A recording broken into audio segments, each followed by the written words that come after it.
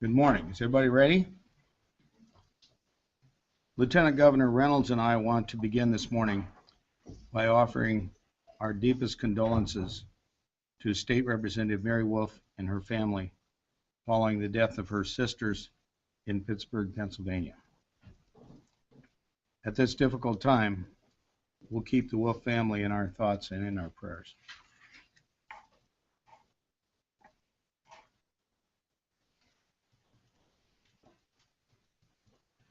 This morning, we are privileged to be joined by Dave Jamieson, Executive Director of the Iowa Finance Authority, and Dave Burt, the CEO of the Iowa Association of Realtors.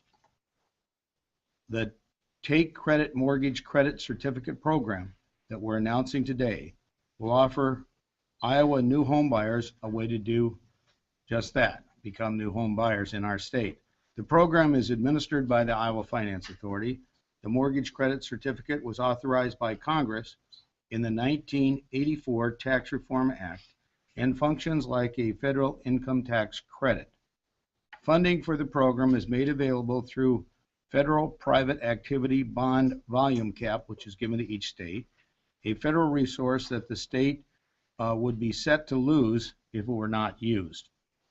When converted to mortgage credit certificates, this volume cap provides capacity for roughly $62 million of mortgages under the 2014 program.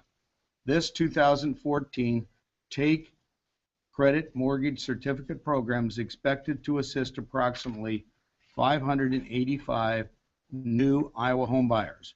Iowa's real estate market is doing very well, and today's announcement will provide even more momentum for Iowa's home buyers as we approach this spring's home buying season. And now I'd like to welcome Lieutenant Governor Kim Reynolds to tell you more. Well, good morning, and thank you, Governor Branstad. Home ownership is good for Iowans, and it's good for Iowa.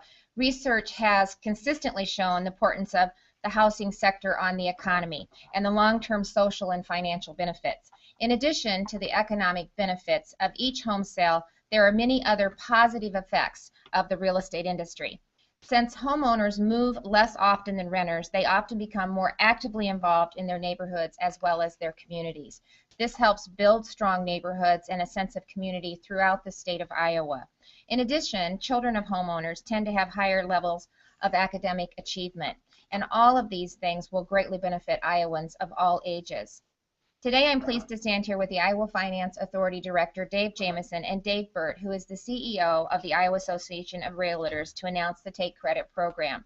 This program allows eligible Iowans to purchase a home and reduce their federal income tax liability up to $2,000 a year for the life of the mortgage. Through this program, 30% of eligible homeowners' mortgage interest becomes a tax credit. The tax credit can be deducted dollar for dollar from the federal income tax liability. In 2014, the 2014 Take Credit program is available only for new purchases closing after February 3rd of 2014. So the governor and I would like to encourage all Iowans planning to purchase a home in the near future to look into this exciting opportunity, as well as the Iowa Finance Authority's mortgage and down payment assistance programs too. And now I'd like to turn the podium over to the Executive Director of the Iowa Finance Authority, Dave Jamieson. Good morning. Thank you, Governor, Lieutenant Governor. I appreciate the opportunity to be here today. The Iowa Finance Authority is pleased to be here with the Governor and Lieutenant Governor and the head of the Iowa Realtors Association, Dave Burt, to help us announce yet another way to make home ownership more affordable for Iowans. As the Governor and Lieutenant Governor have mentioned, the 2014 Take Credit program is an exciting opportunity for Iowa home buyers, and applications are now being accepted. After an eligible homeowner has closed a mortgage loan with the IFA Take Credit participating lender, IFA will issue the homeowner a mortgage credit certificate. The homeowner, in turn, may apply the credit against the federal income tax liability on an annual basis for the life of the mortgage. One important note is that the mortgage credit certificate funding will be available on a first-come, first-served basis until the funds are expended. This new federal tax incentive is in addition to IFA's other affordable mortgage and down payment assistance programs. Prospective home buyers should ask their lender or check the Iowa Finance Authority's website, iowafinanceauthority.gov, for eligibility information as they may be pleasantly surprised. For example, if a couple is wishing to purchase a home in Ankeny and use the new Take Credit program, their household income limit is $72,900. The home they are purchasing must cost no more than $250,000. The Iowa Finance Authority is not a direct lender. We offer our programs through a network of hundreds of lenders throughout the state. This successful public-private partnership allows us to offer our unique programming and give Iowans the convenience of working with their local lenders. A listing of these participating lenders is also available on our website. It's now my pleasure to turn it over to Dave Burt, CEO of the Iowa Association of Realtors, to say a few words. Thank you. Thank you, Governor and Lieutenant Governor. Dave, thank you. Thank you for inviting us today. Iowa is a state of homeowners, and homeownership is the foundation of the American dream. Not only is homeownership good for individuals, it promotes a prospering economy. Every home purchase pumps up to $50,000 into the economy over time, and homeownership helps support and create jobs. For every 2 homes sold, 1 job is created. Iowa continues to display a thriving economy, especially when looking at the growth in housing. In 2013, home sales increased by 7.9% when compared to 2012, and increased by 15% since 2008. Additional indicators include an increase in average home sale price by 5.5% and a decrease in days on the market. With all things ending well in 2013, Iowa realtors are confident that the pride in homeownership has been renewed, and the Take Credit program provides yet another tool to help Iowans achieve the American dream. Thank you. Okay, we'd be glad to answer questions on this subject. Questions? One thing else I would say is probably a good time to buy a home before interest rates go up. They are going to go up.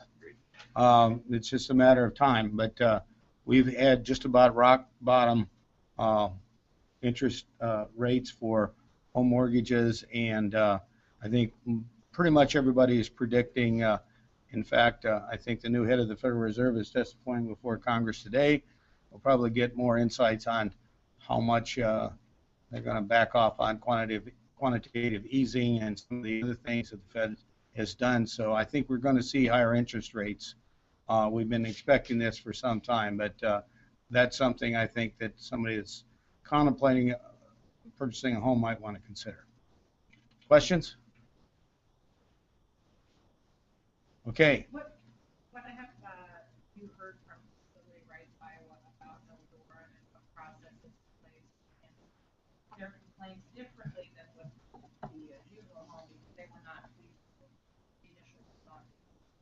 Well, first of all, we've been assured by the Department of Human Services after what happened at Toledo that there will be full cooperation with Disability Rights Iowa as they review the needs of the children.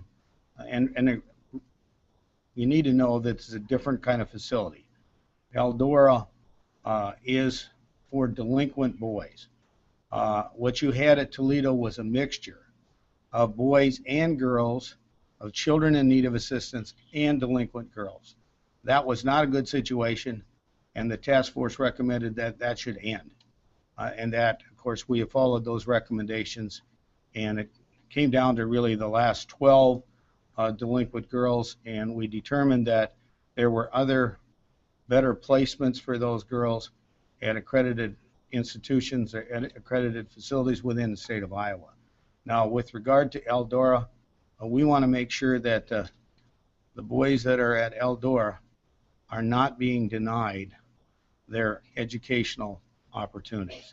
They should not be punished by denying them education, and that's what the Department of Ed found to be wrong with Toledo. And in fact, the state was ordered to provide remedial education to 117 children that were denied their educational opportunities at Toledo. And I do have the money in the budget to pay for that.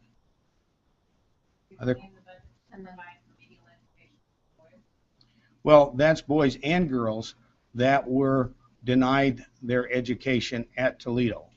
Uh, we are presently, and we've been assured that the Department of Human Services will cooperate with Disability Rights Iowa as they review whether the educational needs at children at any other facility in the state are not adequately being met. It occurs to me that at the national level, Republicans are calling on President Obama to get rid of Kathleen Sebelius because of problems with the website. Are you at all reviewing Chuck Palmer's?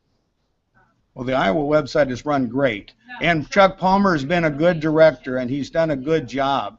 And I don't fault him for having to deal with Kathleen Sebelius.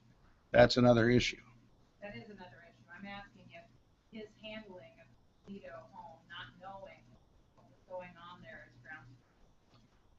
grounds. We have met with Mr. Palmer, and he has fully cooperated. As you know, he served on the task force, and he is overseeing the changes that are taking place there. And I believe that the department has corrected the mistakes that were made at Toledo. We don't want to see that ever happen again.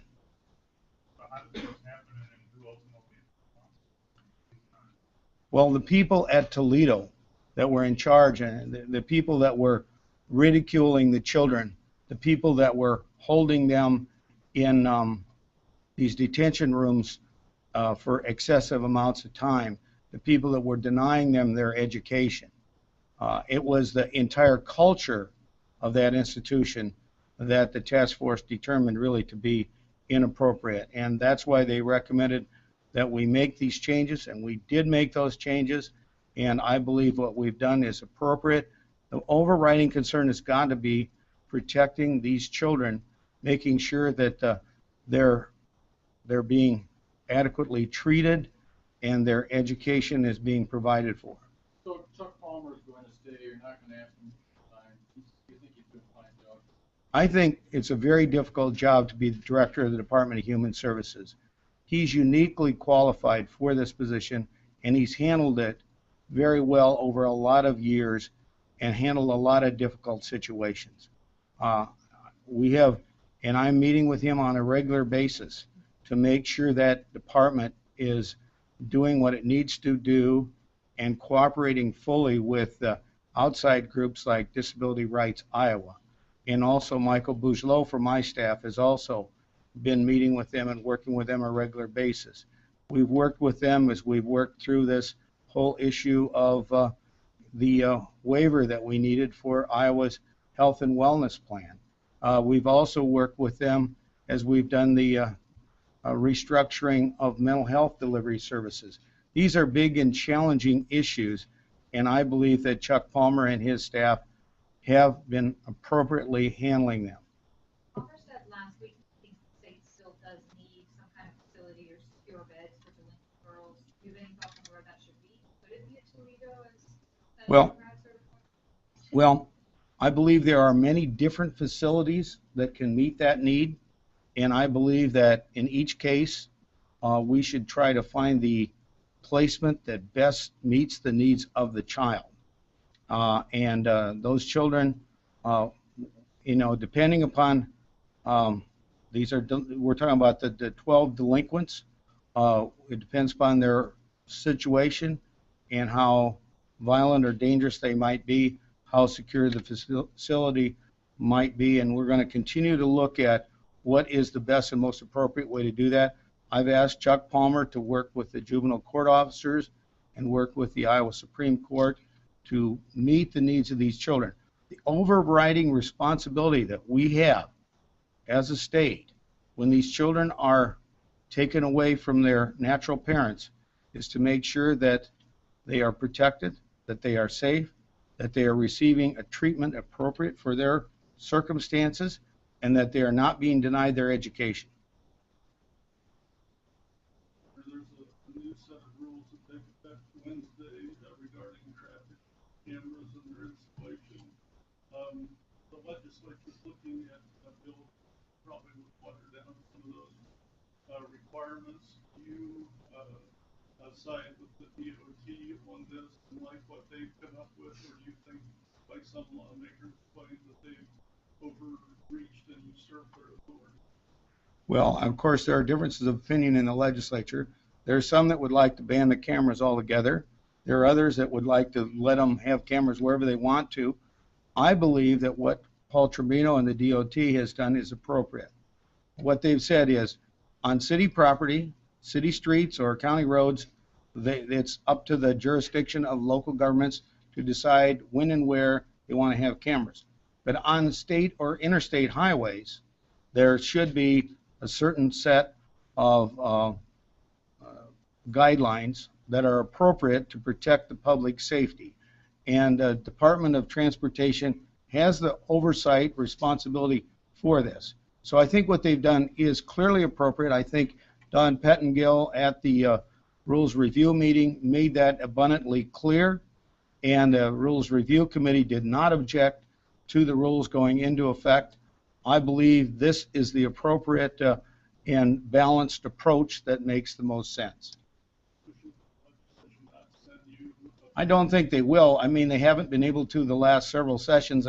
I know they're all over the board on this issue, and you have people on both sides that have strong feelings, so I'm not anticipating any legislation, and I think the DOT found an appropriate middle ground that protects the safety of the citizens of our state and lets local governments determine what they want to do on the city streets and on the county roads. Other questions? Are you making contingency plans if you lose the lawsuit? Well, first of all, you never know when you might have lawsuits. We were kind of surprised and disappointed this lawsuit was filed. We're very optimistic and hopeful the courts will decide this. There's a lot of unanswered questions. First of all, as I said, our overriding concern is to protect the rights of these children, to make sure they're getting adequate treatment, that they're not being held in solitary confinement, that they're not being ridiculed, that their education is not being denied. These things all took place at Toledo, and we don't want that to reoccur. Same makeup of the Supreme Court decided to Well, first of all, the courts, obviously, this is a different subject, and I think the court will view this on its merits. And we have confidence that both the Attorney General's office and the governor's staff have worked on this appeal, and we believe that what we did is appropriate within the law. I would point out, unlike what the district court judge said, I did not know all these problems at the time that I signed that appropriation bill last spring. This came to light in a series of articles that were in the Des Moines Register in July and August. And then I met with Disability Rights Iowa, and they confirmed to me the problems that existed there. As a result, I signed an executive order, created the task force, and severely restricted the use of these detention rooms, the children in detention. The task force made its recommendations. What I heard back from Disability Rights after the task force had made its recommendations, even though they reduced the use of detention during the task force meetings, they increased it again. So there were ongoing problems that we felt needed to be addressed, and we've taken what I believe is appropriate action. The Department of Human Services working with the courts to find appropriate placement for these children in accredited facilities, which Toledo was not. How long would it take you to reopen Toledo? I have no idea. I can tell you that the present law says that children in need of assistance should not be placed there.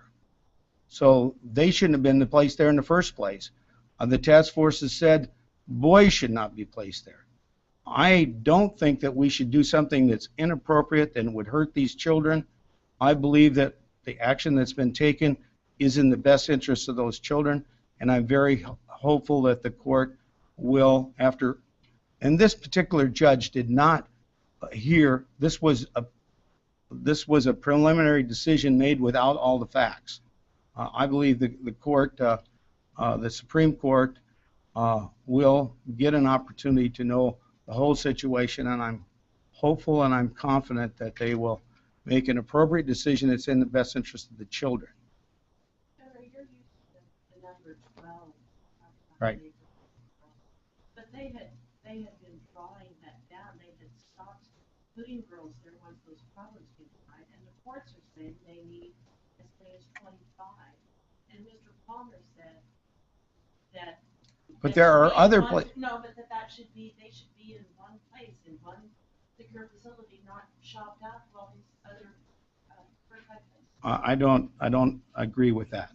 I believe that in each case, we ought to look at the needs of the particular child, and the placement ought to be to best meet their needs. It ought not be to protect an institution. It ought to be protect the interests and the needs of the children, and to make sure that the children's needs are met. Where is Mr. Palmer trying to protect the institution by not telling you about disability rights Iowa complaints? Because they had aired those complaints far before anything. Well, I think that the institution was inappropriately not disclosing information that we should have known. And I'm very disturbed about the culture and the environment of not only detention and denying children their education, but then the culture of secrecy and not disclosing what was really happening. You're saying Director Palmer knew the problems, but he didn't pass it along. I don't know that he knew the problems. I knew that the institution did not share this information, and Disability Rights Iowa didn't feel that they responded in an appropriate way. Thank you, Governor. Thank you.